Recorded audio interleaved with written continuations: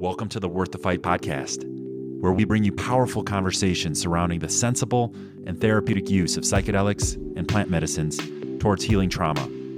I'll introduce you to guests who, through their own personal journey and transformation, tell the Worth the Fight story.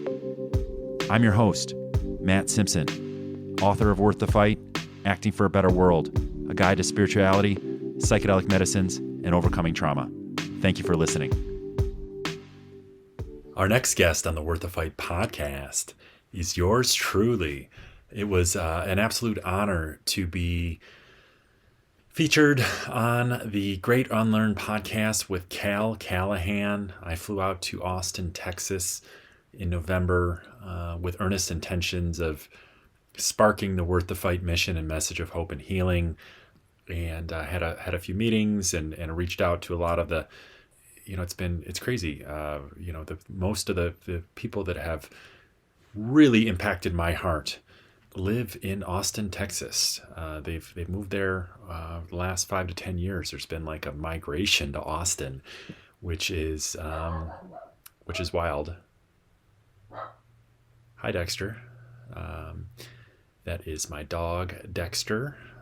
Yeah, so it's been a little bit silent on my end. I've been in a cocoon. The last 3 weeks, 4 weeks or so has been a deep period of introspection. Haven't been reaching, I haven't been striving, mapping out ways to make these creative projects work, make the podcast sustainable.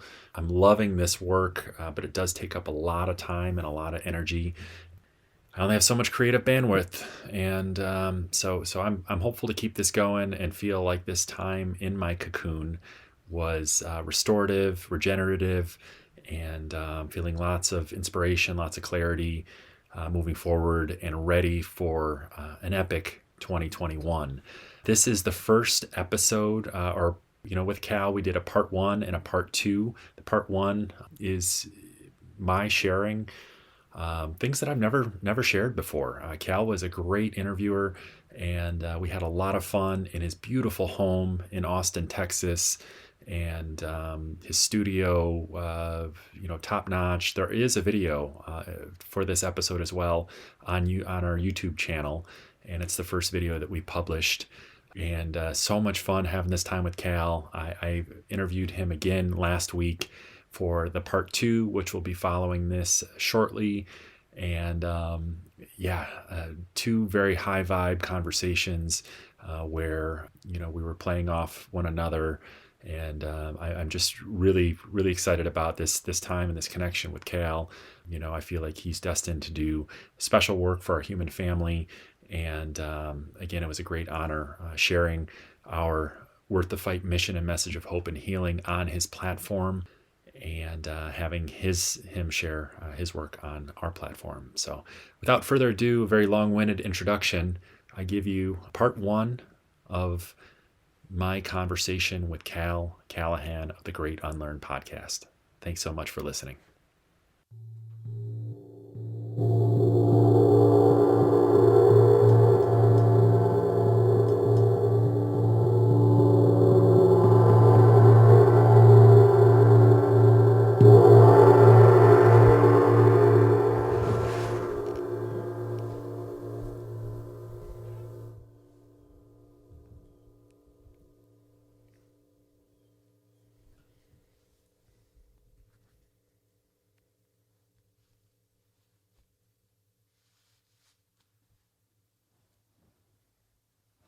That, my friends, was my new brother, Matt Simpson. And we're going to do something a little different today. We're going to share the mic. Matt has a podcast, Worth the Fight.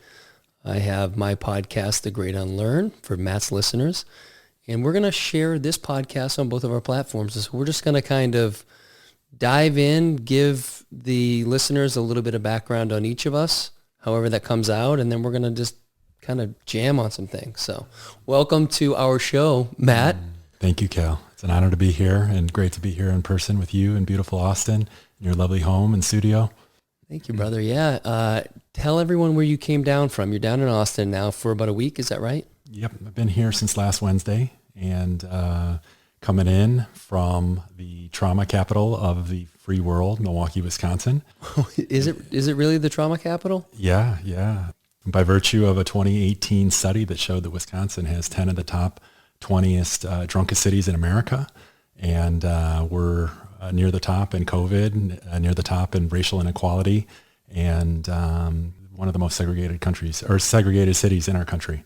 No. So it's heavy. Yeah, I just started hosting the Milwaukee Psychedelic Society meetings, and it seems fitting that I'm bringing a progressive message to the belly of the beast. Yeah, and what's that like? And I was going to ask you before we got on, but like both you and I are very interested in psychedelic medicine and the benefits of it. Aside from what maybe we experienced in our younger years at concerts with mushrooms, but we both have had profound experiences in our own healing and just understanding, understanding, I guess, on some level that we don't know a lot of what we thought we knew. Absolutely. So what's it like? What's the community like up in Milwaukee? Because I'll just speak for Austin, as you know, like this is a very open and interested community when it comes to things that are, let's call it, on the cutting edge of like life. Like, let's try to figure shit out. It's very progressive in that sense. And so I feel super supported. Anywhere I turn, there are people that are interested in asking questions. So what's it like for you? I'm sensing that vibe here in Austin. That's what's very attractive. That's one of the reasons why I'm down here. Nearly everybody that's influenced my path in such a profound manner have moved down here in the last 10, 15 years. Who are some of those people, just out of curiosity? Tim Ferriss, Joe Rogan, Jamie Wheel, I'm inspired by your work. And Hallie, our mutual friend, Hallie Rose. Yeah. And, there's many, many more that live here. Preston Smiles. I've been keeping an eye on him for years. And I was blown away by that very brave podcast that you did. And I was really, admire the way that you push that edge. Not many people are willing to go there.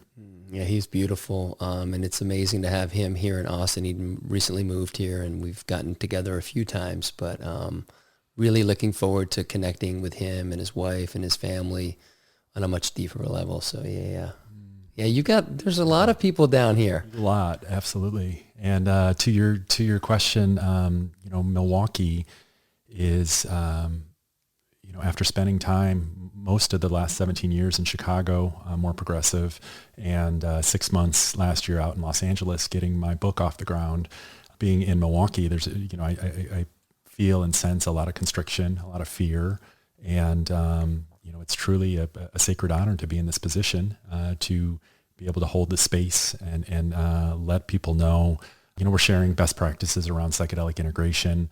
That's really my lane is psychedelics for trauma, and the best ways to maximize these plant medicine healing journeys to be the best versions of yourself, to be fit for service, so we can love our brothers and sisters at a higher capacity and love the natural world at a higher capacity as well. Yeah, and I think you bring up a super interesting point that unfortunately is missed on a lot of people who they're curious about this and they're like, well, okay, so I just get like a bunch of mushrooms and I blast off and then I'm good, right? I see what I need to see, and as we know, that's not it. Like, that's part of it. And the way you do that is also a very important part of it. But as what I think you're referring to here is there's like that moment where you actually have the experience is only a part of the experience. It's what leads up to it. It's what is after with the integration. I'd love for you to talk a little bit more about because you've had a lot more experience in like really diving deep into this stuff. I'd love to have you share that. Absolutely. Thank you. I look at integration and that peak reset psychedelic experience as it's the chicken and the egg as to which one is more important. And, we have these profound healing experiences, but if we're not integrating them, what's the point? We're going to have the same experiences over and over. So there has to be work done in between the lines, in between our peak experiences. And that's been my major obstacle.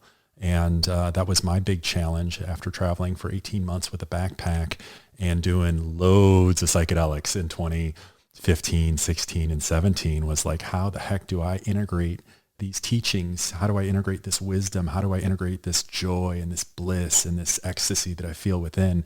How do I integrate this in service to the community that raised me? And how do I give it back? How do I pay it forward? How do I help people that are struggling and stuck in the same darkness that I was? And that is what ultimately led to a 308-page book that is it's a guidebook for those that are looking to get the most out of this healing experience.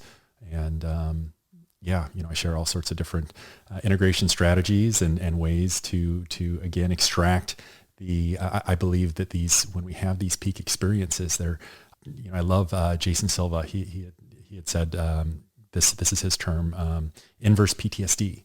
This idea that just how we're healing from emotions and memories in our nervous system that come up when we're, in an ayahuasca ceremony or in a mushroom journey, just like we're healing from that, these ecstatic moments of ecstasy and bliss and rapture, they're in our nervous system too.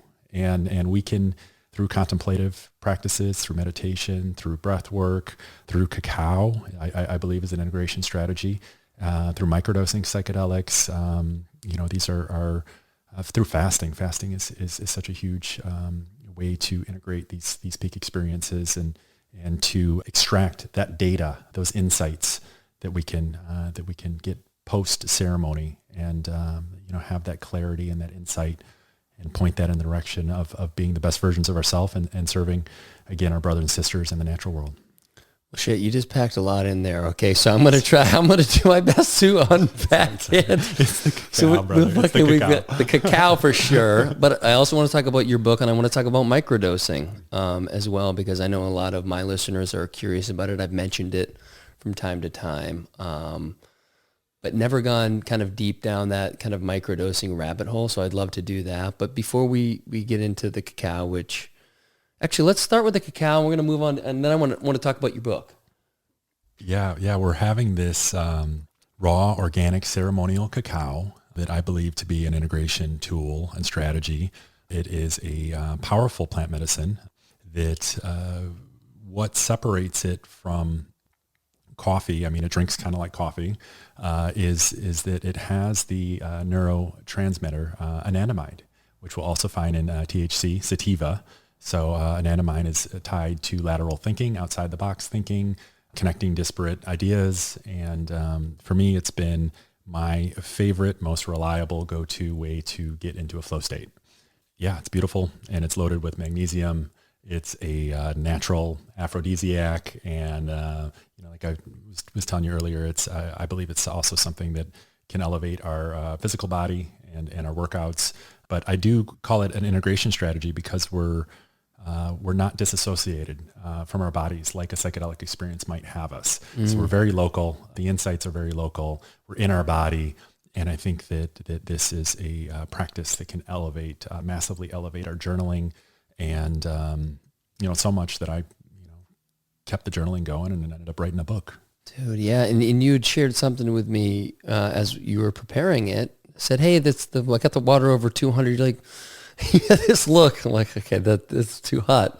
Like, yeah, you said over 175 degrees, something happens with the cacao. Yeah, at 175 or over 175, the cacao, it's no longer raw. And then you lose the medicinal value, a good portion of the medicinal value. And surely there's still value there, but that's the, kind of the reason why the chocolate that you're going to get at the store that's processed, it's, the medicine's been cooked out of it. But when we keep the, it's been cooked, toasted, and that's where you get this lovely flavor, but not to the point where it's they're cooking out, again, that the medicinal value. And as a raw plant medicine, it still has that plant spirit that we can utilize and with intention can level up our work and our health. And remind me, so the listeners know where they can source, like where you get yours and why you've chosen this particular spot. Yeah, this cacao comes from Soul Lift Cacao, and I came across the owner of Soul Lift, Nick Medar, on my travels. And, he's a great guy doing great work. And I've had him on my podcast. He's in this for the right reasons. And he's a legal food business in California. And he's got a great product. And I've been turning my friends and family on to it for years. And it's an absolute treat. And then quite simply, right, like can you give people like this is how it's prepared? And I'll say this, there was a lot more water in there than I thought. So it was great for me and Peyton, my wife, was here as you were preparing it. I'm very much like her. Don't tell me how to do it, like show me so I can actually see it.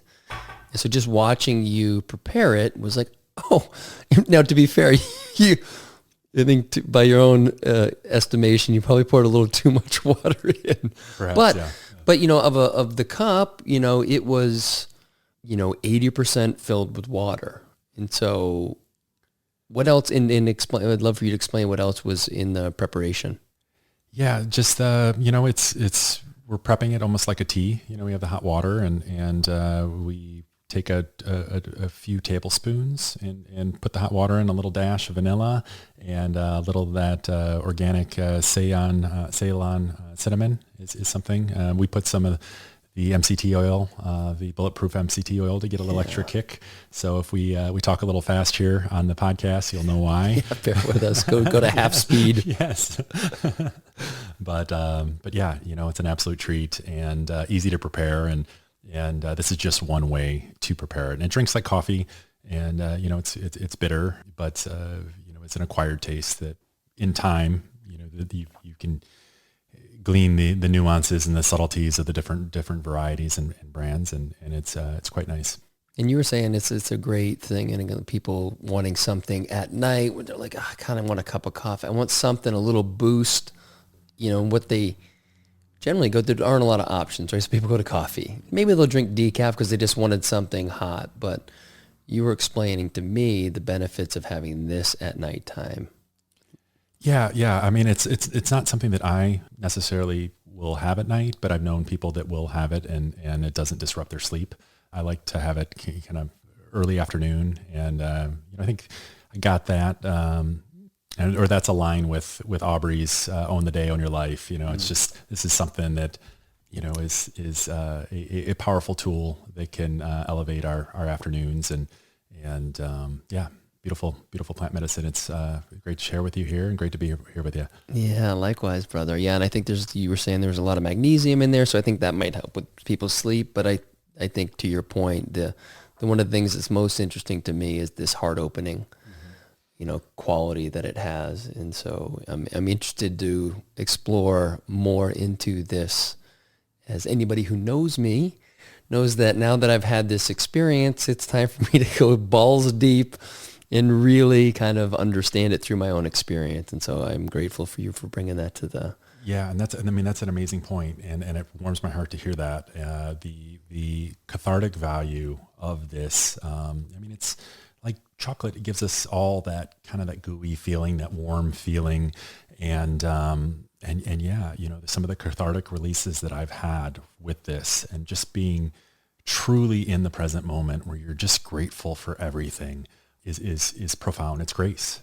It's really a after again, traveling the world for 18 months and doing almost all the psychedelics, to have this be my favorite, most revered, most reliable plant medicine that brings so much joy to my heart and clarity to my work. And are you doing it on a daily basis? Probably three times a week. 3 times a week. 3 times a week, and it's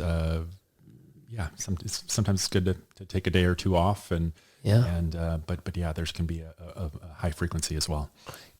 And then while we're on the how many days a week type of conversation, let's talk a little bit about microdosing and what your experience has been. Yeah, I'd love to share about this. This is something that I think is going to be integral to the successful, this surge of the psychedelic renaissance, and this idea, not necessarily that people are pulling away from peak experiences. It's just that there's understanding the risk profile, and if you can get a similar benefit to the peak experience, but with a lot less variability.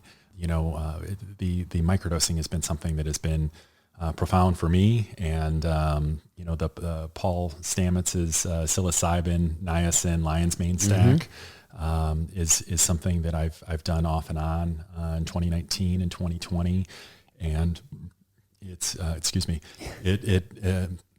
it's powerful. And his claim, you got the Stoned Ape Theory over here. Yeah. I'm looking at that beautiful piece of art that you have, and Paul Stamets, our planet's most revered mycologist, believes that his stack, this lion's mane psilocybin niacin stack, is going to be as important to the evolution of our species as the Stoned Ape Theory.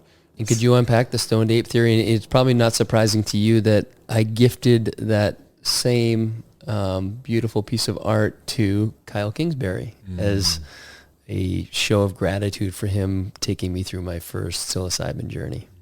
Beautiful, absolutely beautiful. The Stoned Ape Theory is a theory that is, that Joe Rogan and there's some other big names that are really proponents of it and made it. Did it originate with Terence McKenna? It may have been Terence McKenna, yes. But the idea is that our hominid ancestors separated themselves from the other 5 or 6 great apes that were alive at that time, 40,000 years ago, maybe longer. And they made this leap in consciousness by hunting these animals and picking up the mushrooms, the psilocybin mushrooms that were growing on the poop of the animals that they were following. It sounds a little crazy when you say it, but picking up these mushrooms and nibbling on them and eating them, and that is purported to, or the anthropologists think that it might have resulted in the acceleration of the prefrontal cortex and this self-awareness. Our latest neuronal adaptation that separate us and have made us the lone great ape on the planet. Self-awareness. There are some people who have none of that, so we need to get this stuff out. These are important conversations, people. Think about all those friends that have no self-awareness. Like, this is for them, potentially. Absolutely. I'm not a doctor, but just anecdotally from my own experience, I'll just speak from that it creates a ton of self-awareness, but in a beautiful container where you're able to receive the information, without shame, without guilt, without judgment, which I think is very different from our normal waking state. And the idea, I would say, is to be able to take that experience in the medicine. It kind of gives you, to use the kind of working out theme, like it gives you a few reps of what it feels like to not have that shame associated. And then if you can, in our kind of more, our waking reality, our everyday life, if we can start to experience the letting go of that, all that judgment, we start to realize that we are keeping ourselves in these prisons, right? These prisons of the mind and the heart. I think for a lot of men in particular, there's that kind of armoring of the heart for a number of reasons, which I'm sure we'll get into later. But yeah, I've loved the going into the experience, which it's for me, each time I kind of step to the altar to go into the experience, I'm nervous. As you should be, yeah. Yeah. It's like, I know that most likely I'm going to experience some sort of death that, though is not the death in the sense that most of us know. It is very real when it's happening. And so people would be like, well, why the fuck would you do that? Well, because there's a beauty in letting go of that and surrendering to that. And when I haven't surrendered in the medicine, it becomes very challenging, otherwise known as, a bad trip by some people. I just say it's challenging, and it's teaching me, as you would know, time and again, let go, surrender. Like, there's so much that is happening that is outside of your control. And as I try to wrap my hands around the thing, it shows me that it's not the way. And so that's a message that continues to come up for me, which is one that maybe someday I'll truly get it, but I need the constant reminder. And I love what you were talking about earlier, that if you don't do the integration work, you'll still get the same message. Over and over and over. And I've had that experience, where it's like, fucking don't take life so seriously. Like, this is all play. It doesn't mean just go dick off all the time, but like, there's so much joy in this world to be had in this world. It's there waiting for you to experience it. If you could just get on that particular wavelength, vibration, just in the right state. And so I've, again, like, part of the reason I go back into the work is I know there are some things that I'm forgetting. And it's like, okay, remember when you can try to control shit, it gets really hairy. Let go and just see how beautiful things are, and see how, like, right when you're in that space, the wonder it creates. And that is something that I've been able to take into this waking life, where it's like, holy fuck, can you believe, like, we were talking about earlier before we got on, that my son Jake, fractured his jaw in 2 places, and we were meeting with the doctor, talking about the surgery. And in his x-ray, there were like 2 holes, like on each side of his chin. And we're like, well, what? I think Jake was like, what's that? He's like, oh, the nerve goes down through the bone, comes out across the chin, back through the other side. I'm like, you've got to be fucking kidding me. Like, think about where we start from. We start from sperm and egg, and you're telling me that eventually realizes that it's got to create this nerve that goes across your chin through the bone. Like, is anybody paying attention to like how fucking amazing this is? And I know the brain is trying to conserve energy, so we just take things at face value, because it's almost like, listen, I could spend my entire life trying to sort that one out, and it's not practical, right? But can we pause for just a moment and see how fucking ridiculous? That's just one thing that the doctor pointed out. Like, today I had, as we were talking, I had Dr. Cowan on the podcast, and he's talking about 30,000 miles of blood vessels. Are you kidding me? Like, I can't even wrap my head around that. Wow. So anyway, bit of a tangent there, but the wonder of these medicines and the doors that it opens up, to me, it's amazing that it's finally coming to light. I feel very fortunate that I've been supported by men and women who are in, kind of in this battle to make it, to bring it to many others for healing properties. So, and I know that's been a big part of your work. And before we go there, I want to just finish with the microdosing piece, because I feel like I didn't quite go as deep as I wanted to, and I know people are going to be listening who are curious. What are you currently? Is it something that is part of like a couple times a week? Is it just when you're feeling it? Like, when do you tap into this? And before we dive back into that, I just want to honor your experiences, and I'm really looking forward to unpacking your psychedelic healing journeys, and your relationship with plant medicines, and how they've informed your path. As I truly admire your work, and feel like our messaging is very aligned. And as we've talked about, we're both from Chicago. We've cut our teeth in the big windy city. Yes. And on this path of service, and in this fascinating time right now, to be of service to our human family, and to be part of these conversations that I think we both suspect are going to really matter. And they matter now, and they're going to keep mattering as we things get hairier and hairier with our human family, with all the kind of the craziness that's going on.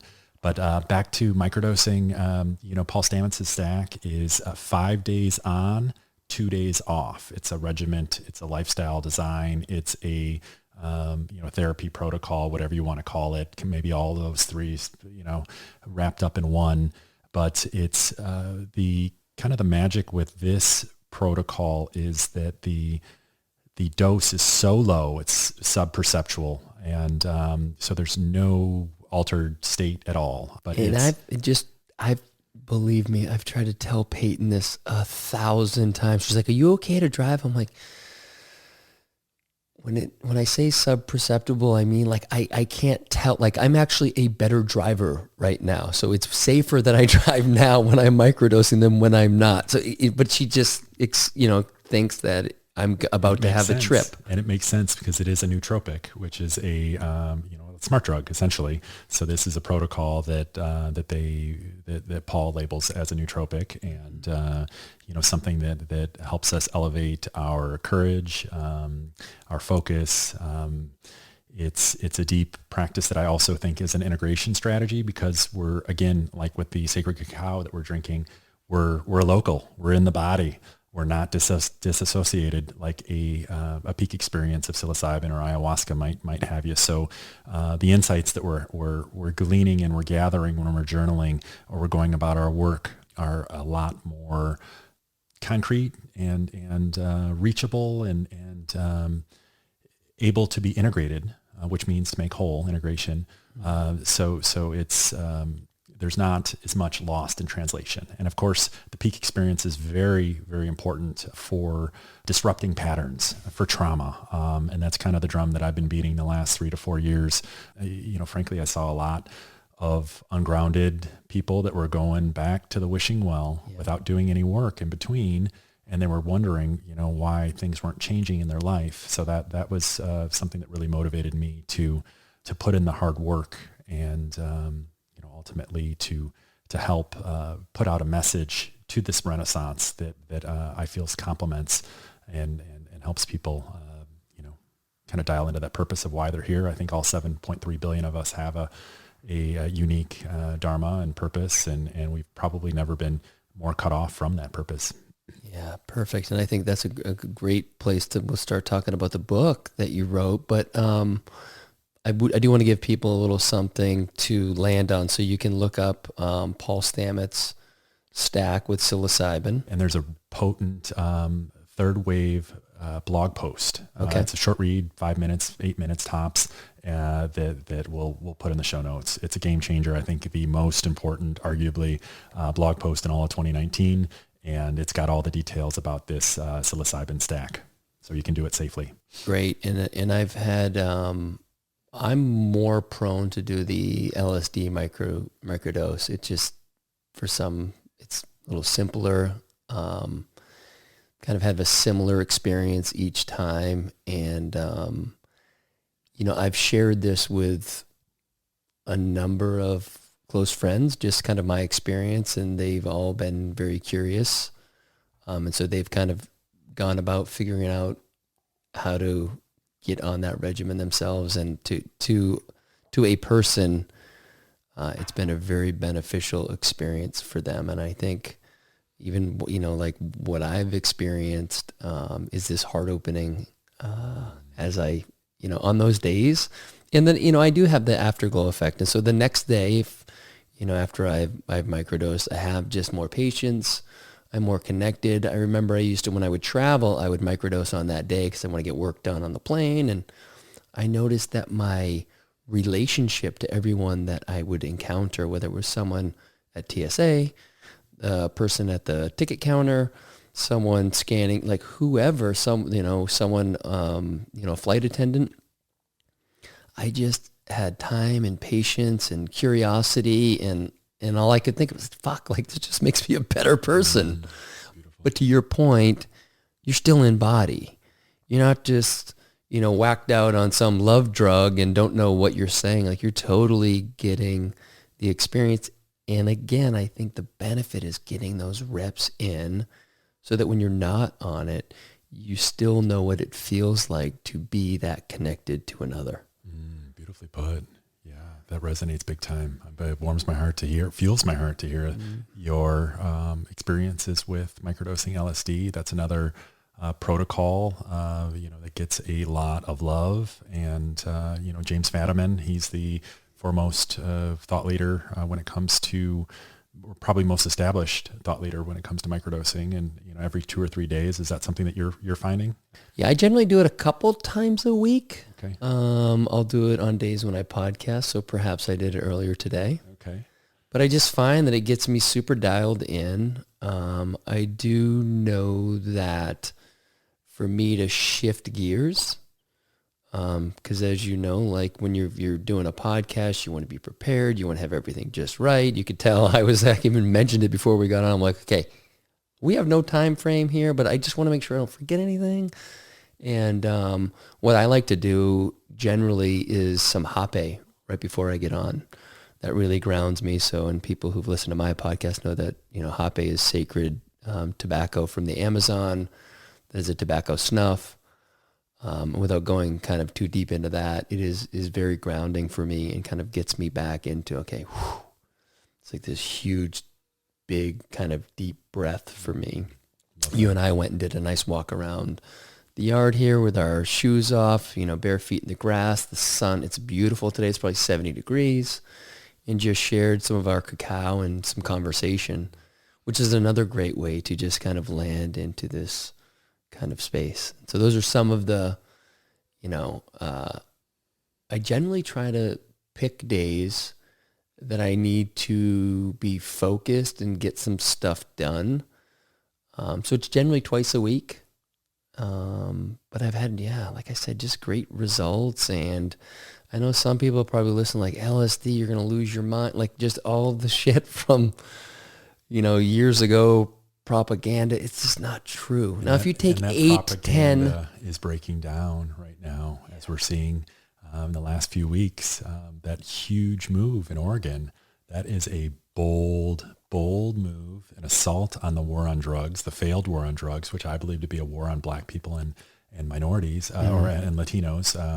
The greatest civil rights violation outside of slavery itself. For Oregon, one of our great states, to say, hey, we're going to decriminalize all drugs, and we're going to make legal, it's my understanding, psilocybin-assisted therapy is legal. So that's, times are changing, times are shifting. That sends a bold signal to the rest of the 50 states, and, it's a wonderful time right now. We're seeing real progress.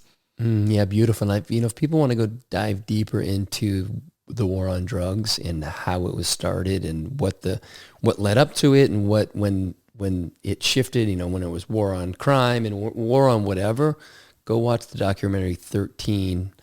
I believe it's on Netflix by Ava DuVernay, which is fucking phenomenal. But we'll link to that in the show notes. But anyway, let's get to your book.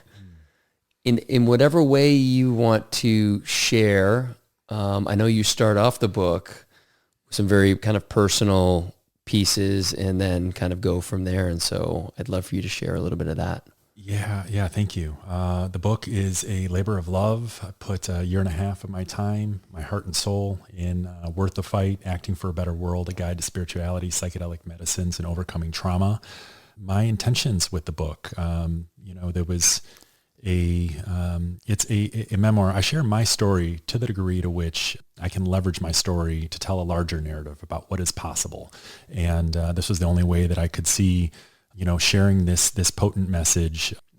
The idea that I've been advocating for our United States war veterans for the last 4 years, helping them get psychedelic therapy. And so ultimately the book was written to lead up in the final chapters towards the very important work that is happening right now as we speak with, there's 2 organizations that I don't write about in the book because they weren't doing work at that time, but the Heroic Hearts Project, we had talked about earlier, led by Jesse Gould, a former Army Ranger, and they are organizing ayahuasca healing retreats for our war veterans amid a mental health crisis and suicide epidemic. And he's been on the Worth the Fight podcast of number 3 and 39. And we had Marcus and Amber Capone also on the Worth the Fight podcast. Marcus is a former Navy SEAL, and he and his bride, Amber, have started a organization called Veterans Exploring Treatment Solutions, vets, and they've drawn a line in the sand and saying, hey, we're not going to budge. We've lost too many of our Navy SEALs and special forces to suicide, And, there's plant medicines that work. There's plant medicines that Johns Hopkins and many of our other most esteemed scientific institutions and learning institutions have green-lighted. And so yeah, it's my hope and prayer that, sharing my story to illuminate a larger narrative about what's possible. I've been calling for a love revolution since 2017 and beating this love revolution drum. And hey, y'all, if we earnestly seek peace in this lifetime, there's no way around it. We got to heal our war veterans. They can teach us everything that we're ignoring. One group of people, one subgroup of people wrapped up into one can teach us everything that we're ignoring as a people. I affectionately call this ignorance bullshit incorporated. Thank you, Stephen Pressfield. And this idea of healing our war veterans brings up a lot of very uncomfortable questions that don't have clear answers. At the top of the list, the church that systematically sexually abuses our children, big pharma that peddles these toxic opioids and this pill a day model that we've been fed and led to believe is part of the human condition, and just the industrial military complex. What are we, 2020, what are we doing at war? Seriously, what are we doing at war? And I know that we're in a time right now where it feels like I was just having this realization in the last week, this idea that we're kind of in like a ceasefire. We have a common enemy right now with COVID, and maybe there's an opportunity there that we can wake up and have some of these conversations right now, and realize that we are a human family, and we can start maybe shining light on some of these ideas as to what are we doing at war. The only reason that I don't have a ton of hope for us to come together right now is because there's so much division, whether it's politically, whether it's mask, anti-mask, open, not open. It's just, I feel like people are losing sight of like what the fuck is, like what is really going on, right? And to your point, we have this common enemy, which no one can really even define what the hell it is. Scientists, doctors, we have to take these tests, we have to wear these masks, but arguably they're ineffective. And I've had a couple of guests on the podcast recently, so I don't want to go back down that rabbit hole. And again, I don't mean to come in and fucking doom and gloom right on the parade. There's so much angst right now, and it's almost like the common enemy has become one another. And is that by design? Well, if you watch the movie Plandemic or Social Dilemma or The Creepy Line, like, yeah, there are some fucking bad people at work and bad intentions out there, and a lot of us are falling for it, which is even more reason to go, into these healing medicines to see that we are all connected. Now, I would be remiss if I didn't back up a little bit and talk about the number one thing on the list, which is, and we were talking about this before, but how, you shared a statistic with me about the number of veterans that are subjected to sexual abuse. Yes. Yeah. Which was staggering. And so I'd love for you to just talk a little bit more about that and give people a little bit of context for what that means. Absolutely. Yeah. And this is something that really drew me in. I was in month 17 of an 18-month travel journey, and where I was, By the way, just for my listeners, Matt had a very successful, let's say successful in the corporate sense of the word, right? Like, success is whatever you want it to be, but where he had an exit from a company that he started, and he's like, I need to, well, I'll let you speak, but I'd worked my ass off for 15, 16 years, had a business for 7 of them. We sold it. It was my 35th birthday, October 16th, 2014. And, I had this overwhelming urge to get back and to, help people that are struggling where I was. And 2 months later, I was in the jungles of Costa Rica, drinking ayahuasca, and that set forth I took a year to kind of untangle myself from the mess that I'd created in corporate America and leave on good terms, and traveled with a backpack for 18 months. In month 17, and it was a truth-seeking journey. It wasn't vacation. I was looking for where I can best fit in for the next 50 years of my life. And I came across this veteran organization that was healing our warriors with ayahuasca and with these peak psychedelic plant medicine retreats. And I just felt a moral duty and obligation at that time to stand with our warriors. How was it that at 35, 36 years old, I was just finding out about the suicide tragedy. And so it's been my life's work since then to help, create awareness around this. But it was this number that drew me in was, when we're talking sample sets of 150, 200 people, 90% of the war veterans that had been through the program of this organization that I was representing at the time, it was the childhood sexual trauma that appears to be driving them to war. And this corroborates with Sebastian Junger's research. He wrote, Sebastian Junger is the foremost thought leader for PTSD, Homecoming and Belonging. He wrote a book called Tribe. Amazing book. Absolutely. And very brave book. And he has some very, quote unquote, disturbing research that indicates that our modern day war veterans that fought in Iraq and Afghanistan are 2 times more likely to have reported childhood sexual trauma in the early years of childhood development than those that fought at random in Vietnam. Mind you, I said report. Anybody that knows anything about sexual shame knows that people would much rather eat a bullet than utter those words.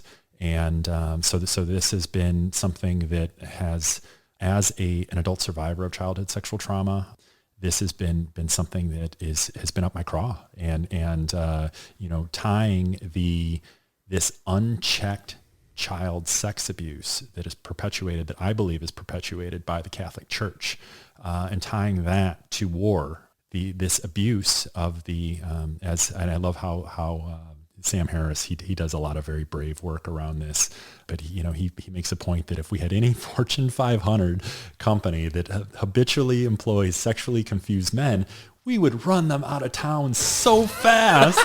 But the fucking church gets a blind fucking eye, and it's true, because the church ties to hell, and there's such a potent, strong, fearful programming that keeps people from broaching this taboo topic. There's been positive signals in the last 10 years. There was a book or a movie called Spotlight that came out that was really brave. That's really showing how nefarious this abuse is, and the cover-ups and the lies and the deception. And it's I believe that if we get a handle on this church sex abuse, we get a handle on war a generation or two out. And because it appears as though these traumatized children are enlisted, they're the ones that are going off to fight in our wars. And why are they called to war? I mean, you were sharing this with me, but for the listener, why are these men and women called to war? Well, for those that, and as somebody who can relate, it's very, very difficult to connect authentically when you have trauma garbled up in your nervous system. So these people that are enlisting in the service, time and time again, they don't have the ability to connect. They don't have tribe here. They can't connect with intimate partners. They can't connect with family on a deep heart and soul level. Because there's that shame, that underlying shame and the pain and the thorniness of trauma, of unresolved trauma. They can connect, on like a physical standpoint, but you're not going to get the good kind of the what satiates, again, our heart and our soul, that deep level of connection. So they go to war to find that, and they find tribe, they find brotherhood. You're always with somebody. You got the buddy system going on, and but when they come back home, they never had the tribe here. They have these traumatic memories. They don't have coping skills and ways to deal with them. And thus we have the veteran suicide tragedy and epidemic. We got 22 that die by their own hand every single day. That number's likely far greater. So many are stuck in self-abuse and the opioid crisis, which claims 193 per day, 193 people, and not necessarily veterans. And I believe 10 to 15% of our homeless population are veterans too. Damn, that's heavy shit. Yeah. Sorry to get heavy. No, but it's okay. That's why you're doing the work. And so I'd be curious to know, since the book has come out, what has been some of the maybe unsurprising things that have unfolded that you didn't necessarily kind of anticipate, good or bad, you know? It's been a big challenge. It's been a big challenge. I'm pushing forward a very provocative message, and but when it comes to, and I got some really good tough love from a mentor of mine, Stephen Kotler. He wrote the book Stealing Fire. Yeah, he's a mentor of yours. I did his writing class and Flow for Writers workshop. So I use the mentorship. His book has impacted me in a profound manner. He's been on my podcast, and his work around flow states and flow science is second to none. And he gave me some good tough love when I opened up, and hey, I'm struggling getting this message out. And he said, hey, a message as provocative as yours, trying to bring this healing to our most conservative, our veterans, most conservative subpopulation in America. Don't evaluate a success, whether the book is a win or a loss until you're 6 years out. So just own the checklist each day. Yeah. So that was really helpful. And, but the reviews that I've, got 33 really strong reviews on Amazon, and that number keeps growing. And on a weekly basis, I'm hearing stories from people like, whoa, your book really touched my heart. So that keeps me in the game, keeps me focused on serving. And I think our times are catching up to the book too. Now that, like we talked about what's going on in Oregon, and we're seeing real change here. And, going back to that drum, that love revolution drum, and to your point about what's going on with COVID and these forces, the nefarious forces perhaps, that are polarizing us, intentionally polarizing our society more and more. And I think that lends for even an opportunity here with what is something that hits us all square, smack dab in the heart, that no one can hide from. Is this idea that we have a veteran suicide tragedy and epidemic, and this is a love-based solution, something that is the left and the right are, hey, everybody's thumbs up for getting medicines that work to our war veterans. And so in these times of discord where so much is driving us apart, why don't we come together over healing our war veterans, getting them psychedelic medicines, plant medicines that actually work, and taking an honest inventory of the pill-a-day model that, again, we've been fed and led to believe is part of the human condition.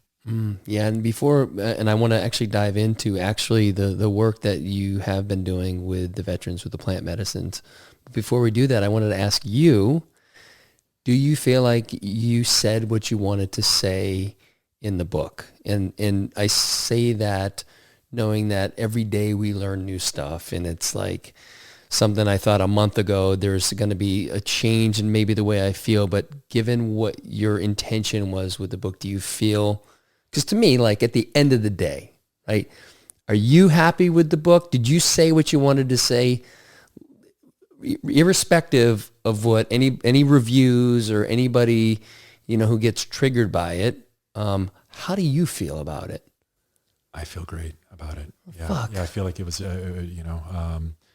I completed my mission, and, like I told you a moment ago when we were walking outside, I'm out on a little bit of a limb with this in terms of I pledged all of the proceeds to our war veterans amid a mental health crisis and suicide epidemic. So it's my hope and prayer that this book is a lottery ticket that might be cashed in someday, and to continually have these connections and get on podcasts and to keep sharing with the hopes that it might get its due, and we might sell a boatload of copies so we can raise a shit ton of money for our war veterans. And again, they can lead us, they can push this edge and lead us into this unknown.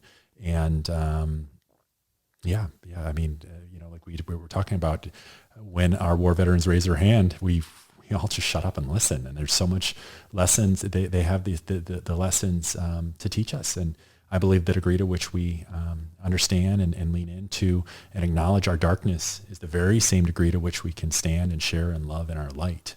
and they know darkness. They've seen a real life hell. And so yeah, I mean, that's something that I've been putting out and with hopes of, selling more books and supporting these veteran organizations that have drawn a line in the sand, and they're not budging.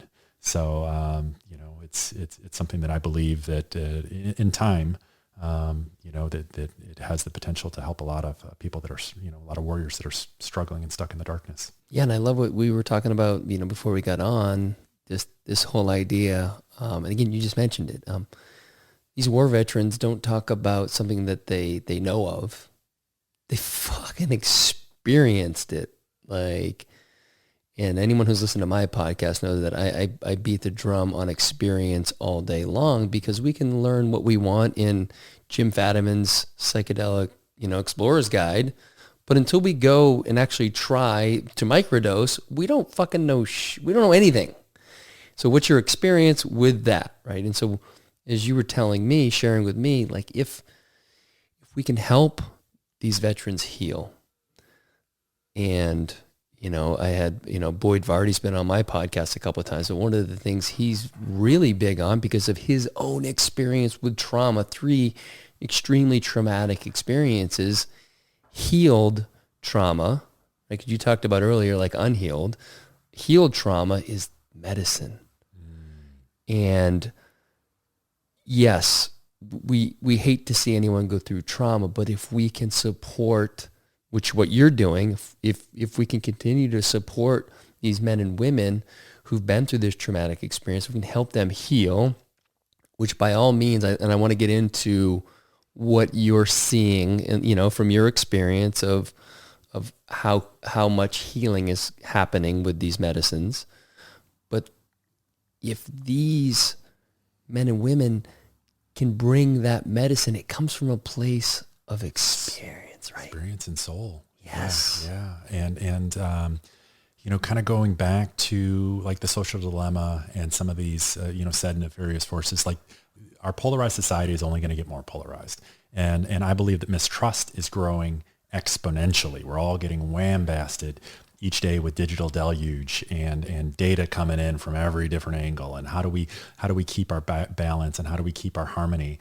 But with that said, I believe that those that have acted, those that have served, those that have gone ahead and backed up their words with doing, that their experiences are going to matter even more so in the months and the years to come, as again, trust is eroding with what's going on in our world. So we can trust our warriors, our veterans. They've fought, they've signed on the dotted line, and they've pledged their lives to serving our nation and serving our human family. And that's the spirit that I see, and that's why I'm so gosh darn hopeful, because I'm like, whoa, we have this incredible group of people that are loyal, that have honor, that have integrity, and they're begging to have medicines that actually work so they can serve and they can give back to their communities. And that spirit of get shit done is an asset for the psychedelic and the psychedelic renaissance and the spiritual communities. Yeah, I mean, it's been incredible what we've seen, and how these veterans, they know leadership and they know discipline. They just need medicines that work, and then they take the ball, they run with it, they give back to their people. I think of this as an exponential solution too, because they're male, they're female, they're Black, they're white, they're Latino, they're Asian American, they're Indigenous American, they're rich, they're poor, they're all the different religions, they're us, and they're in all of our communities. So when we get this tipping point, I think that this could really make a big difference for everybody that's sitting on the sideline, really curious about, movements like what's happened in Oregon, what the studies that are happening at Johns Hopkins, NYU, UW-Madison, UCLA, and are wondering because people are traumatized, they're hurting, and these modalities that are in place, they're not working. No, they're not. And yeah, it's I'd love again for you to share your kind of hands-on work. Like what are you seeing in the different organizations that you've been connected with for the efficacy of I think a lot of times the veterans don't come to the plants until they've failed.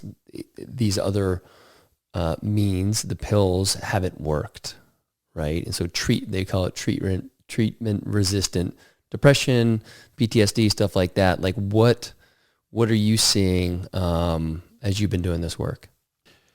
People are waking up to this potential solution. And, there's been, we were just talking earlier about how Jesse Gould and the Heroic Hearts Project were featured in the New York Times. And, there's been a lot of very brave, there was a documentary a few years back From Shock to Awe, which highlights 2 veteran families that are shifting out of the pharmaceutical model into plant medicine healing. And it was really enlightening and but also disturbing. I mean, that we're sitting on the sidelines right now while the standard playbook is at times giving our veterans, our warriors, 30 to 50 different pills and expecting that they're going to heal. And it's sick. It's really sick. And it's the profit motive has warped our viewpoint of what it's going to take to heal this trauma. And I've seen nothing but positive signals. Again, the Heroic Hearts Project are doing incredible work. Veterans Exploring Treatment Solutions. There's a bunch of other veteran organizations that again have drawn that line in the sand and saying, "Hey, we're not going to budge. Enough is enough." And there's so much to be hopeful for as they bridge this gap, this massive gap. They're not just bridging it for themselves, they're bridging it for everyone, because they've taken this oath to protect and to serve. And they realize that their country is in a tough bind right now. We're in a mental health crisis, not just our war veterans, but us all. And now the walls of truth are encroaching on us all with COVID and the heaviness that we're feeling with the racial injustice and the election and so on. Yeah, beautiful.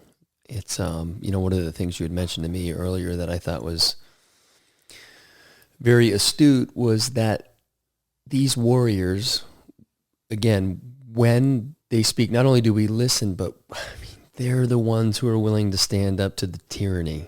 Again, we've mentioned it a few times, whether it's the creepy line, pandemic, social dilemma. There are forces at work, whether you want to believe it or not. A lot of it's happening in Silicon Valley. And I was talking with Paul Check on this in the podcast. It's like, we're no longer, we're not being censored by the government. That's China's deal, right? Now look at China, they're censoring. We're being censored by corporations that are based in Silicon Valley that are our new media, which is social media. And maybe some of you are happy because it's slanting your way. I don't go one way or the other, but when it's slanting one way, it makes me want to stand up for the way that it's not slanting. And I think it's doing everyone a serious injustice by having, please, if you don't believe me, and maybe you won't believe it when you just open your hearts in your minds to any of these documentaries, and it will show you that this is not good for us. We need to stand up to what's happening. There are people, again, like I mentioned, Plandemic series, Mickey Willis is doing a lot of work on that front, and he's making the movie available on the website for free because it won't go up on YouTube.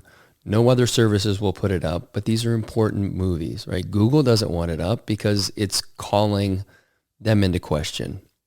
They're tangled in with YouTube and all that. Anyway, they're all in bed together. It's super fucked up. But our war veterans, when healed, they will storm this beach. They will. They will fucking storm this beach, and they won't stand for the bullshit. And they didn't go overseas. They didn't lose their brothers and sisters and put themselves in the harm's way that they did. Whether you believe in war or not, I'm not a big fan of war. I just see the immense opportunity here of this group of people that need medicines that work so they can heal, they can get right, and they can show us how to serve.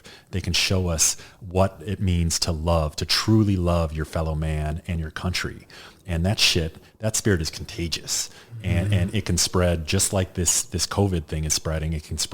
We can spread virtues of honor and courage and selflessness, those ancient warrior virtues that they have and that are largely lying dormant. And they just need the dance with Mother Ayahuasca, or they need that MDMA assisted psychotherapy that MAPS is pushing forward. They need that psilocybin assisted therapy that Oregon has given thumbs up to. And we could sit back and just let them go to work, and let them show the way into this unknown. Yeah, and so I would say for any veterans listening or anybody listening who is, a family member or, has a connection to our veterans, like what's the kind of what's the simplest thing for them to do to kind of get into this network, this, get on the right path, what you and I would agree is the right path to healing? What's the simplest kind of way forward? I would say education is, and checking out organizations like the Heroic Hearts Project. You can find them on Instagram. They, Jesse's making the podcast rounds and really putting out a lot of very useful, high vibe content. And his very ground, sane way of looking at these medicines is a blessing and a gift to this renaissance. As you would look at him, and I think that veterans they create dissonance in what you think someone using psychedelic medicines might look like, or might the perception that they give off. And I think you and I are trying to do that as well. Like, look, yeah.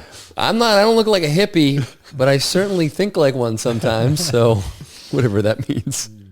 Yeah, beautifully said. And but yeah, education and checking out these different organizations, checking out the studies, checking out what MAPS is doing, reading up on the decriminalization movements that are happening all over our country. Every big city, every metropolis right now in the U.S., there is an initiative that is going around right now as, again, this war on drugs is under assault. We're waking up to just how egregious this racist policy from Richard Nixon, 1971, the Controlled Substances Act, from Tricky Dick and the Watergate administration. We still have drug laws that are largely in place from that administration. Yeah, I mean, these laws were void of science and were for really kind of effed up reasons. I mean, there's some really, some power quotes that came out in the last 20 years about, Nixon and how they, this idea that they made, heroin illegal so they could break up the blacks, Black Panthers and the African American communities, and they associated marijuana with the hippies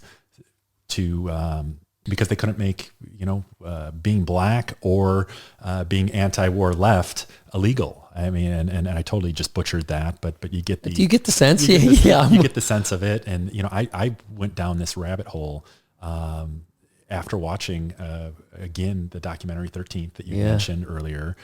Being a Chicago guy, I was really curious about Fred Hampton. Oh, fuck. I went and read about that too. So I listened to that audiobook and I was just like, I can't believe that I lived in Chicago for 15 years and I never heard of Fred Hampton, and the fact that the FBI and our... Yeah, explain, like, take your time to explain this fucking story. Cause when I read it, I'm like, this can't be true. But this and this is all stuff that you can read. I think it was Jeffrey Haas or Laswell, I forget his name, but a very brave audiobook. He was a civil rights attorney for Fred Hampton and his family. Fred Hampton was 20 years old, a charismatic, charming Black Panther leader who our government feared, because he could unite both the whites and the blacks. And he was shot in the forehead at 4:30 in the morning, sleeping next to his pregnant girlfriend. And just a really effed up story about, the corruption and what happened in yesteryear. The last time around, we had this surge of the civil rights movement, and there was an illegal, I don't want to say organization, but an initiative that our government had called Cointelpro, and its mission was to take out and destabilize all of these leaders of these black organizations. So they were killing their leaders, and so they were essentially hapless after not having any leadership, and then the debacle with making these drugs Schedule 1s with harsh prison sentences that they cover in depth in 13th and so on, and it's fucked up, and it's a shameful part of our past, and I think that I've given a lot of thought to. I think we're in a different time right now, and because of what happened in yesteryear, we have this movement, and there's no heads that cut off, because of social media and the way that we're able to disseminate and put this content out. That I think that we're going to have a different outcome, and I'm seeing and very hopeful for where we're at with real change on the horizon. Yeah, I hope, like I said, I hope you're right. It's just I feel like we're in the belly of it right now, and I think the election probably made the belly seem a lot deeper. But that's okay. We need to know what we're all dealing with. I think a lot of people struggle with telling people how they feel. A lot of times we'll just support things with facts or quote unquote facts and other ideas, but it's not, people have a hard time just saying, you know what, this thing scares me. And if we can just get to that level of honesty about ourselves and be okay being scared and naming it, then we can start having conversations like, look, I'm scared about this. You're scared about something different. You're one party, I'm the other party. It can't be that if you're a Republican and you believe all these things and you're a Democrat, you believe all these things, they're just diametrically opposed and one person's right. It's just never made sense to me. I think for a while when I didn't understand, I identified maybe as a Republican, but I think it's all kind of nonsense, and I think we should, or I would hope that we would just lean into how things make us feel and what makes the most sense in our heart, not with, how everything's being framed with what we're reading. And again, we're not reading everything. We don't have access to everything. Google will not give you access to everything. Facebook will not give you access to everything. And certainly as we've seen in the election with Twitter, they suppressed all, obviously a very healthy bit of negative Biden news with his son Hunter and what was going on in the Ukraine and that whole thing. There was no such suppression of anything that was negative about Trump. And again, I'm not a fucking Trump guy, but someone has to stand up to what's going on. And unfortunately, if you're, and again, I want to speak carefully here, fucking everybody just listen, okay?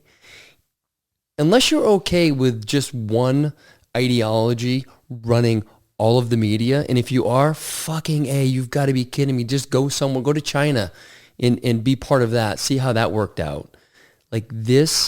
We need both parties, even though they're asinine, but we need the left and the right to keep one another in check, and that is not happening. And I think everybody who wants, we have this runoff in Georgia, and they want the Democrats to fucking sweep everything. We're fucked. You may think because you're, quote unquote, you identify with the left, that's the best thing that's ever going to happen. It's not. I promise you, we need each other to check each other, because people at that level are not looking out for the constituents. Honestly, they never have, okay?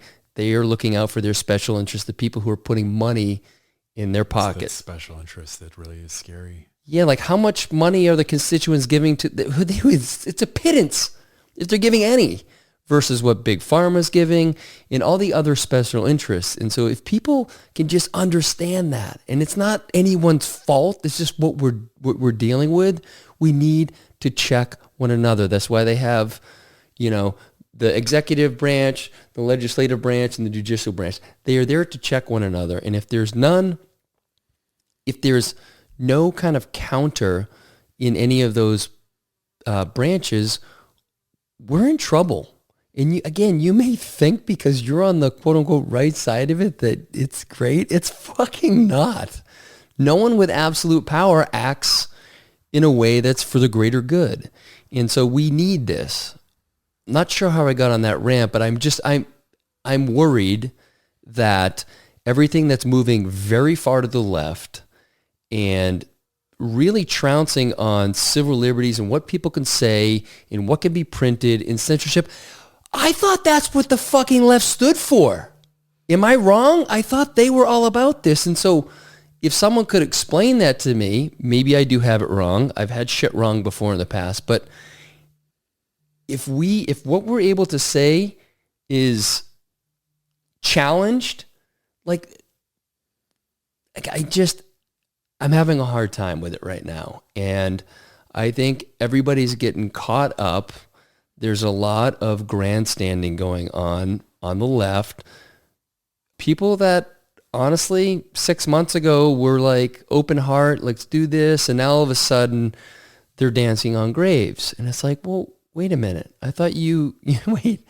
And now Joe Biden's the one that's going to be there to unite everyone. There's so much contradiction going on. And again, I don't want this went political, and my somewhat apologies for that, but obviously it's weighing on me, and I had to kind of speak a little bit about what I feel around that. But we can go on to some lighter subjects if you'd like. No, I love it.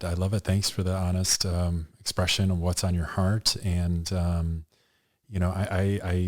I'm concerned about the cancel culture and some of the things that you were talking about with Kyle and I guess what's alive for me is and a potential solution, moving forward, something that has rocked my world was that social dilemma was really, really disturbing. Just how much, in order to create the macro change, I think the only way to do that is to do it on the individual level, for us to do our work and do our inner work and do our shadow work and to be the best versions of ourselves in that spirit of supporting our veterans like we were talking about and about how that spirit of integrity, honor, courage is contagious. And, this idea of the social dilemma and how, the big tech are preying on our psychological vulnerabilities. I've been doing, I'm a week or 2 weeks into a digital minimalism experiment right now with my favorite, most trusted author, Cal Newport. He's a MIT thinker who is a professor at Georgetown. He wrote, he's written a bunch of incredible books, Be So Good They Can't Ignore You, Deep Work, and now he's got a book where he outlines a strategy to combat the struggles that I think we're all having right now. And you bravely put that into words, kind of the angst and this dis-ease that we feel with what's going on in the world. But taking the power back into our hands, this idea that I thought before, if you'd asked me 2-3 months ago, I would have said that, hey, big tech in Silicon Valley, it's neutral, just like Shakespeare said, it's nothing's good or bad, only thinking makes it so. And after doing some digging, it's not neutral. And these, big tech plays on our psychological vulnerabilities. And there's some really effed up things that are happening. I haven't done the dive that maybe you've done in terms of understanding, politically how this, it's almost over my skis. Sure. And same here. and I try to just really stay in my lane but the idea that we can do that we can be proactive and educate ourselves on ways to create healthier relationships with technology, with social media. This idea, and I guess I could sum up Cal Newport's book about digital minimalism, is he outlines a strategy for us to eat the shit out of the bait, but to not take the hook from big tech and from these social media companies, Facebook, Instagram, and he envisions. I don't know if it'll happen or not. It's that a 10x drop in the next decade, that they've overstepped their boundaries in a 10x manner. So that they have a place in our culture, but they've run ramshot on us. And the idea that big tech right now is tomorrow's big tobacco. And once we come to light with what they know what they're doing, and they're doing it anyways for the almighty dollar, and it's screwed up, and it's greedy, and that's what's alive for me. Yeah, thank you for that. And and again, I want to be clear, like each one of these organizations, corporations, started out as a couple of people with an idea, and now all of a sudden they need 50,000 fact checkers or community watchers, whatever. Like they never started out with that intention. I would argue if they did, then holy shit, they fucking nailed it. But like they turned into something much different from their kind of original ethos. And so again, I think these things just have gotten out of hand. And I think Douglas Murray, and I talked about this, I'm sure I talked about it extensively with Kyle, but Douglas Murray's book, The Madness of Crowds, and I highly recommend it to everyone because it really goes into what happens when a group starts to, what we've seen in the past, when they start to gain power, what happens, and a lot of times what we're seeing right now is that narrative is getting pushed further and further and further away from center. And granted, it may be going in your direction. It may be on your side of that continuum. But if we get too far away from center, we're in trouble. You're not going to like it, I promise. But unfortunately, I feel like we're going to have to go there. And I think maybe that's what Cal is referring to. Like, we're going to fucking get so far out on one side that people are going to be like, this is untenable. So I highly recommend that book. And if you don't want to, if you're not sure about the book, listen to him on Joe Rogan. I think he was on in September. Amazing interview. Douglas Murray? Douglas Murray, okay. Yeah. Really good. Get the audiobook. I mean, he's got this great British accent, and he's a bit of a jokester, and he's really entertaining and sarcastic, so highly recommend that. But anyway, so tell me this. You're working with, I'm going to shift gears a little bit, because there's another thing. So we both were in Chicago for many years, our formative kind of corporate years, but now you lead men's groups, and so do I. And so I'd love to hear a little bit about what you're doing. And is it the Worthy Fight Mastermind? Worthy Fight Mastermind. It's not necessarily a men's group. It's open to both sexes. Thanks for correcting that. Yes. Yeah, I'm ultra curious about your work, and love to illuminate and to hear about your successes, as I've been keeping an eye on what you're doing. And I think that it's so important, and it's really awesome to see that the way that you're carrying on that fit for service. I know that you trained with Aubrey and are paying this forward. I feel like you have this calling to bring men together and to give them that bond and that brotherhood. And what are you experiencing? Yeah, so thanks. I started something. It launched. The first session was the Unlearn experience. It launched in the beginning of September, and it was basically, my idea was to take this kind of 8 weeks online, bring in, so again, the Unlearn experience. How can I share my experience with others? And it's a brotherhood, so it is just for men right now, but we are going to open up some other, Peyton and I hopefully going to do some stuff together for couples or for men and women and the like. But the idea was to create this brotherhood, but bring in teachers that I've worked with, guides that I've worked with, to share their medicine with these brothers. And, my thought was each of these people have had a really strong impact on my life.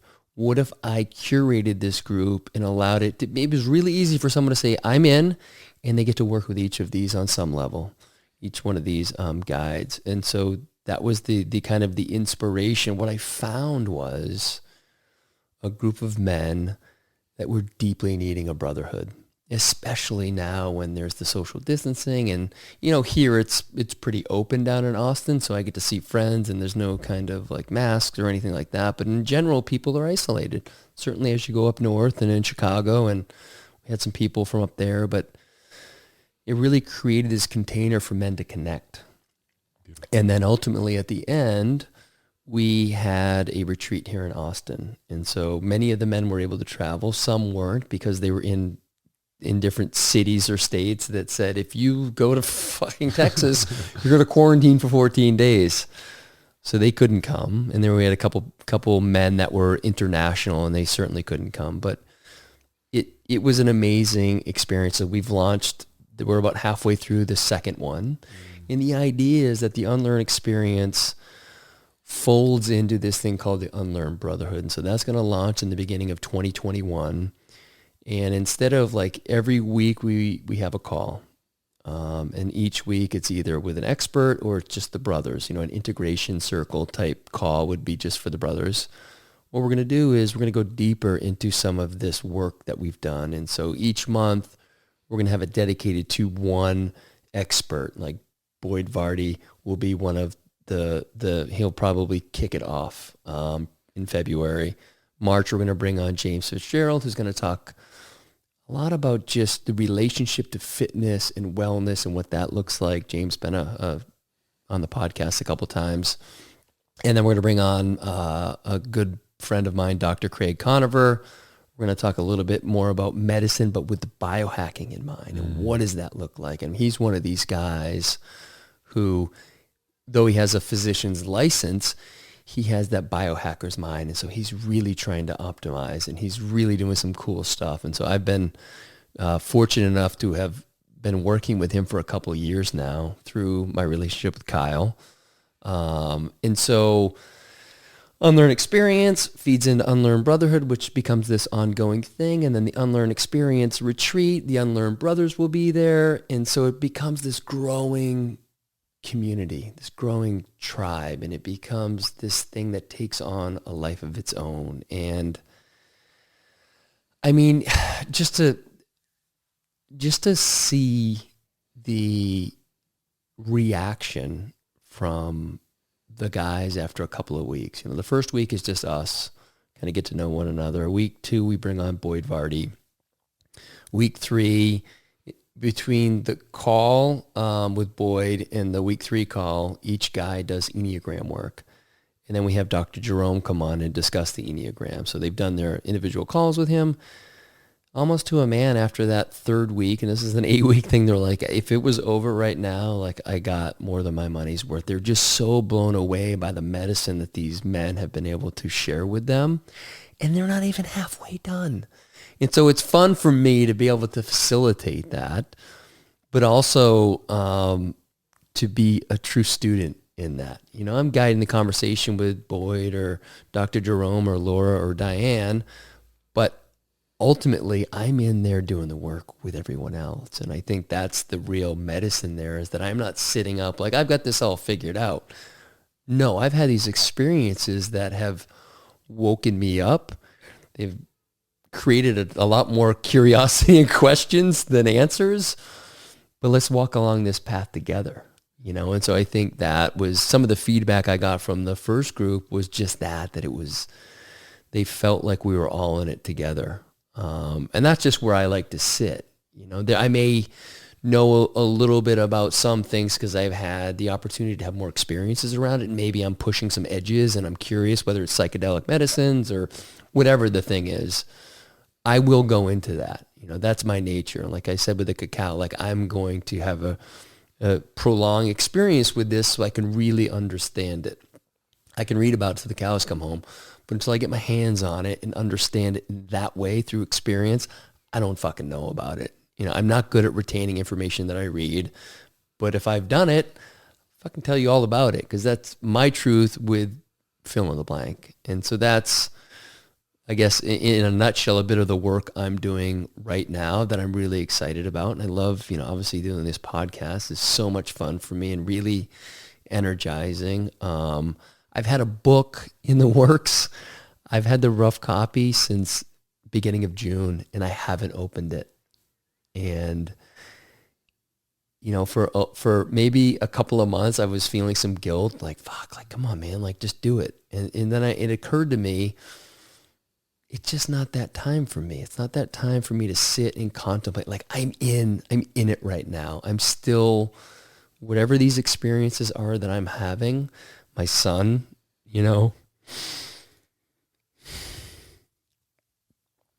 as some of you know, my oldest fractured his jaw recently, and senior in high school, and basketball player, and just came off just an amazing summer and fall season where he was playing the best I've ever seen. He was having so much fun. He was so excited for this season.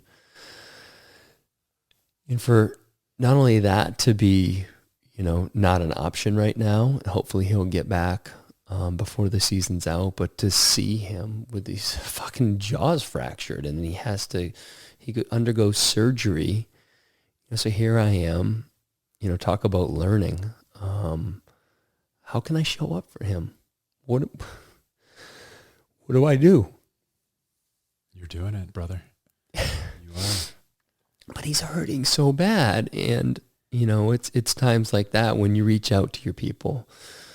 And, I was fortunate enough to, I reach out to Boyd, who's had his experiences with trauma and how to heal that. And he guides people through that now. And he just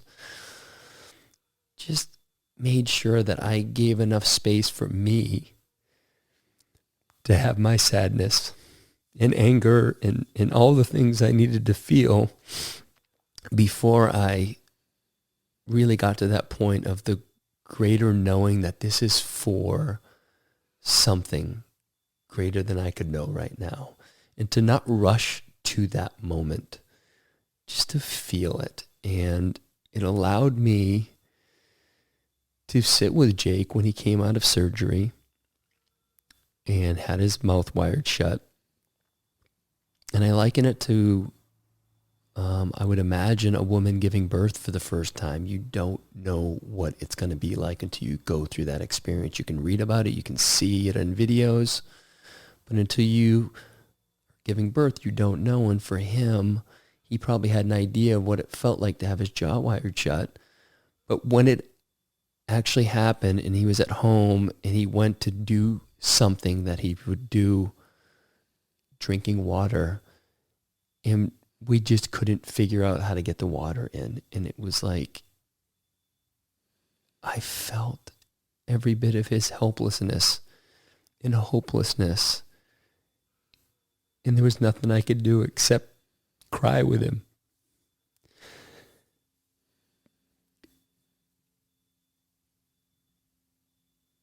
It was the hardest thing I've had to experience as a father. And I just felt it, and I just sat with it, and I didn't try to make it feel better, and I didn't try to bypass the experience. I just sat with it.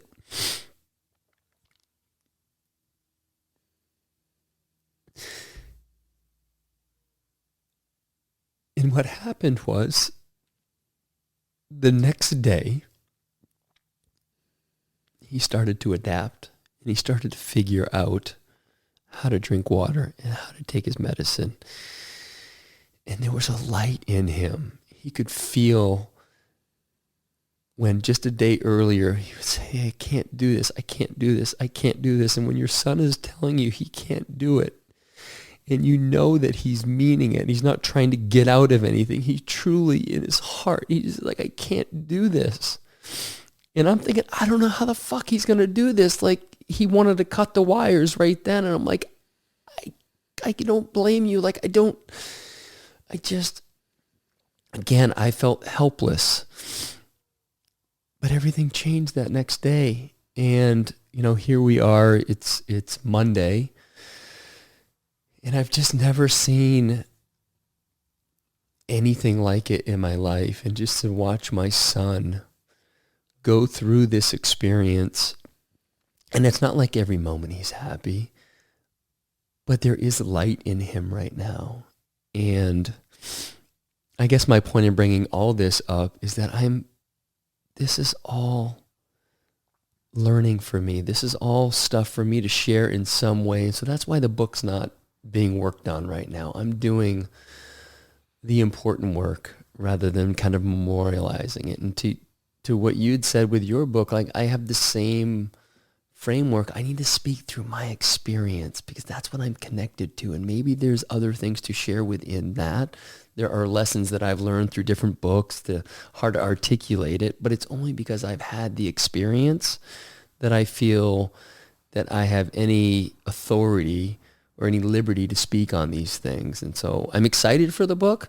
I have fucking no idea when it's going to come out, and I don't care. I don't care at all. So don't, if you're waiting for it, I'm sorry. I got no deadlines. And really what's alive for me is that the book is coming together as we speak. And you are filling up and gathering so many data points and so many referential points. You're living, you're acting, you're in the fight and doing your work and doing your service work. And this is, again, referential data points and more for you to pull together when the time is right. And we are in a pandemic right now, and you're performing at a very high level, serving people with your support groups and with this brotherhood. And it was amazing to hear about your experiences and this spirit of vulnerability that you're embracing. I think vulnerability is a superpower in the world that we're shifting into. And so walking the talk and being there as the pace car, the vulnerable pace car for your brothers, for your tribe that you're growing and developing with this podcast is really inspiring to see and a tremendous service to our human family. Without vulnerability, we don't have trust. Without trust, we can't connect. Connection is the one reason why we're here. And love to hear it. And I'm, again, really inspired about how you've, started this podcast, kicking ass and taking names. You've had a lot of amazing guests, and the content that you're putting out is super high vibe. And to be able to bring together people in this quick of a manner is really, really inspiring to me and undoubtedly many others that are looking to serve in a similar capacity. Thank you for that, brother. Awesome. Well, should we land it there? Let's do it. Unless there's anything else heavy on your heart. I think I got the heaviest shit out. But there is much light now. Where can people find you? They can find me on Instagram at Worth the Fight Book, also on Facebook at Worth the Fight Book. And my website is nltrans.org or worththefightbook.org to get more information about what we're up to. And where can people find you, Cal? First of all, how did you get that? What's with the website name? I've somehow got to it finally, but I'm like, Next Level Transformations. Okay. Is the overarching. And yeah. It's hard to, I wouldn't have been able to pull that out in maybe 10 guesses. Okay. So anyway, it's nltrans.org. You got that, folks? Okay. And we'll link to it in the show notes. But for me, the best place, Cal.Callahan on Instagram is probably where I'm most active. I am on Facebook, but it's not a priority of mine. And then the greatunlearn.com is the kind of website that houses some of our stuff. So I say it's probably the best place. Beautiful. Yeah. It's been amazing having this time with you. Thank you for having me in your home. And thank you for welcoming me in this trying time. You got a lot of heaviness with what's going on in your family. And I also want to honor that vulnerable share about what's alive for you right now and how you're handling this. And your son is lucky to have a father who's present. And that idea that the courage that you showed to be present with that moment of angst and that really challenging moment where there wasn't a clear answer. It's not surprising that the next day, that there was that light that you mentioned, and that he's in stronger spirits and embracing this challenging time. And he's lucky to have two loving parents that are here, and that this challenging time can bring your family together. Thank you. And I want to mention that we had set this up 2-3 weeks ago, and on Saturday I had reached out. I think I had reached out beforehand. I was like, I don't think I'm going to be able to do this. There's a lot going on. I think I may have reached out on Thursday, and it was looking very dire. And you were sweet. You're just like, hey man, whatever you need, and if you want to just get out of the house for a cup of coffee, whatever, like, I'm here for you. And I was like, okay, that feels really good. And I said, on Saturday, I got back to you. I said, listen, I'm going to get back to you Sunday afternoon. Just to have an idea if we can do this on Monday.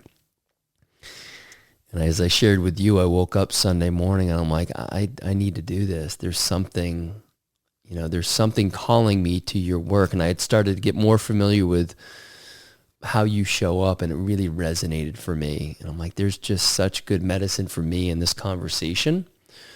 And so I want to acknowledge that Thank you showing up in my life with an open heart, and really not knowing me, but saying whatever I needed. That's not lost on me, brother. So thank you so much for holding the space for me today, and for doing this. Beautifully said. Thank you. Thank you.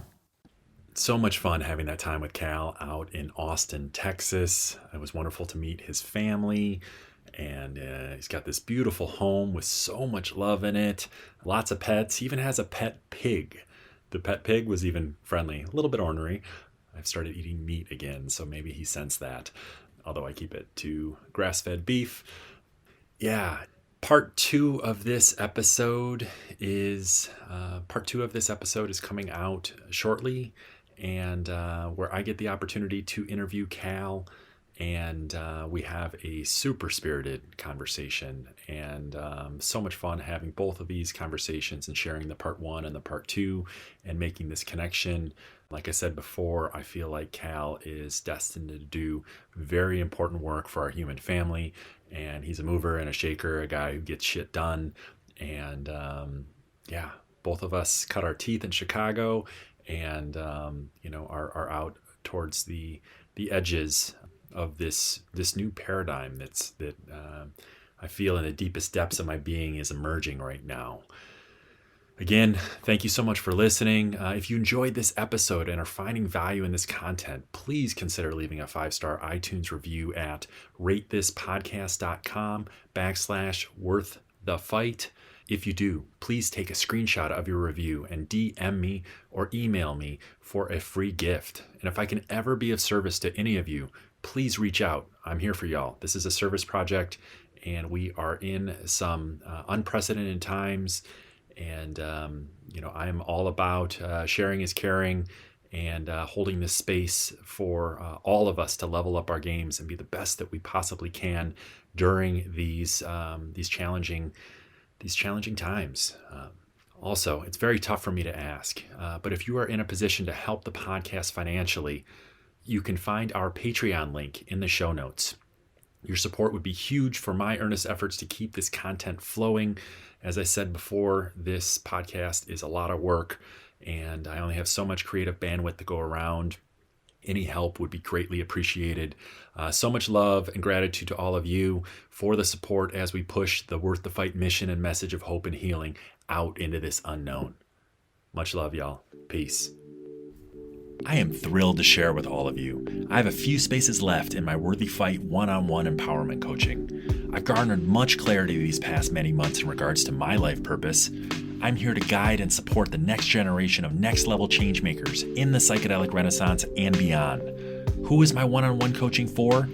People with bold, conscious ideas, or an inkling that there is a much greater expression trying to emerge. People who believe in a better, more equitable world and aren't afraid to back up that belief with action. People who want to genuinely serve others and our collective awakening at a higher capacity. We aren't meant to do this alone. and coaching helps us move through obstacles and challenges more efficiently. Together, we lean in and walk through the fire of transformation on the path to you owning your greater role and bigger purpose in this movement. There are a lot of things that I don't know, but when it comes to transformation and matters of the spirit, I am battle tested and hold this space and duty as sacred. If this activates something within, reach out. Again, I have a few spaces left. Time has gotten very tight for me with the Worth the Fight mission and message of hope and healing heating up, but I can take on 1 or 2 more clients. So much love to all of you. Peace.